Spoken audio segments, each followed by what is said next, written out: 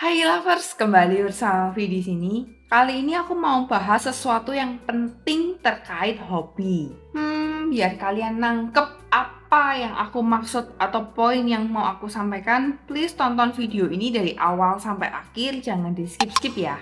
Jadi topik video ini adalah kenapa sih banyak orang yang takut punya hobi? Buat yang nonton video ini dan masih galau antara mau punya hobi apa enggak, aku paham. Karena hobi itu sebenarnya adalah sebuah kegiatan yang kita lakukan ketika kebutuhan sandang, pangan, papan itu sudah beres alias sudah terpenuhi, baru kita bisa masuk ke ranah hobi. Tapi yang jadi masalah di sini adalah ketika kita sudah saking fokusnya kepada pekerjaan yang kita lakukan, kadang kita sampai lupa untuk punya hobi itu sendiri. Padahal kalau kita melakukan sebuah hobi, akan ada kesenangan di dalamnya.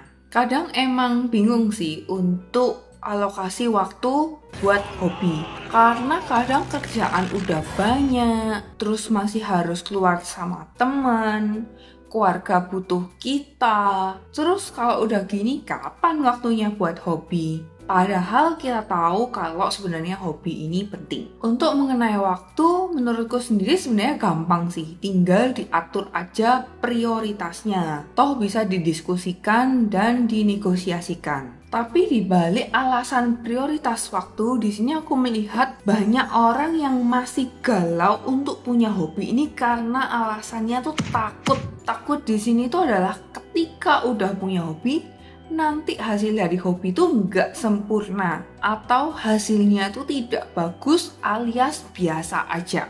Contoh, pernah nggak sih Kilovers itu ketemu sama penghobi lain yang sudah berpengalaman lebih lama di bidangnya, terus dia itu ngomong kayak gini, gak usah gaya-gaya repaint lah, wong ngilangin nukmak sama simline aja belum bisa kok. Halah, percuma kamu main model kit kalau cuma dirakit doang, gak dicat. Udah beli sepeda mahal-mahal, kok gak pernah menang lomba? Katanya hobi melukis, kapan nih punya galeri sendiri?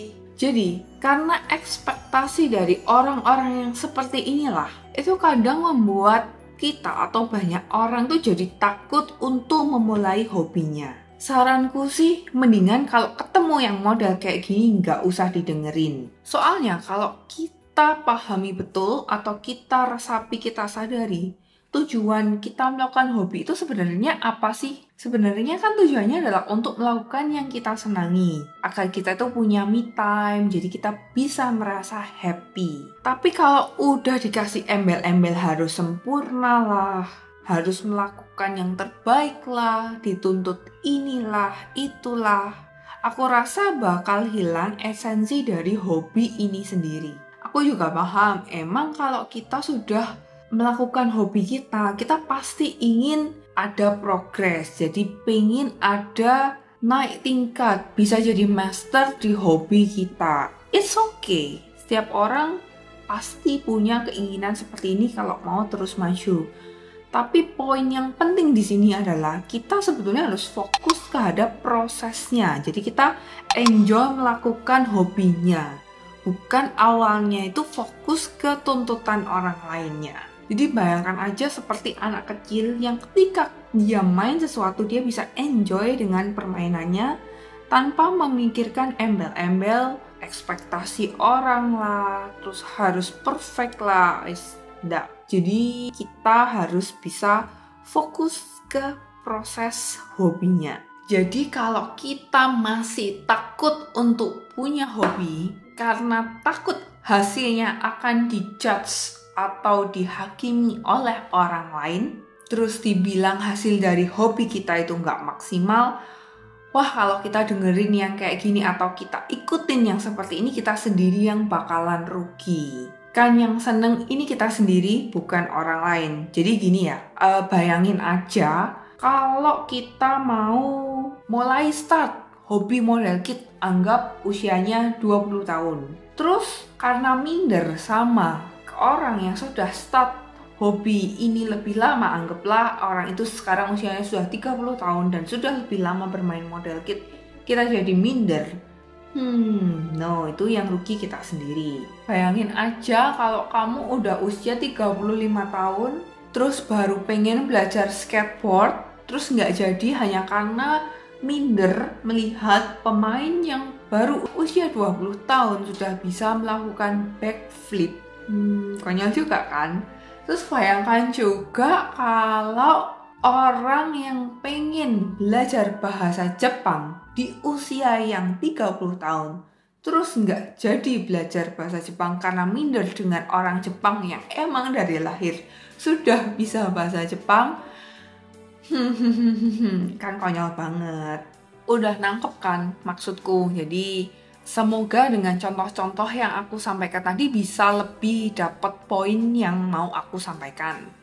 Apalagi kalau di era new normal seperti ini, di mana kita dituntut sangat cepat untuk beradaptasi, melakukan penyesuaian di sana-sini yang kadang memang membuat kita stres, tertekan, atau panik. Kalau kita nggak punya hobi, ini akan sangat membahayakan karena hobi ini sendiri sebenarnya penting untuk kesehatan mental kita. By the way, hobi yang positif ya tentunya. Jadi kamu gak perlu lagi takut untuk memulai hobi yang mau kamu tekunin hanya karena mendengarkan omongan orang lain atau tuntutan dan ekspektasi orang lain terhadap hobi yang mau kita tekunin ini.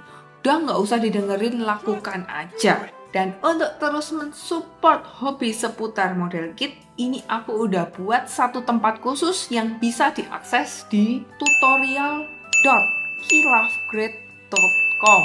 Untuk lebih jelasnya bisa cek di kolom deskripsi di bawah. Yang pasti di sini Kilovers bisa akses tutorial seputar model kit dengan lebih mudah. Oke, sekian dulu video dari aku. Semoga video kali ini bermanfaat buat teman-teman yang pernah mengalami ketakutan terkait hobi atau mungkin masih dalam proses kegalauan atau ketakutan, bisa share pengalaman kalian di bawah agar kita bisa saling support satu sama lain dan bisa tetap menyalurkan hobi kita ini ke arah yang positif tentunya. Semangat!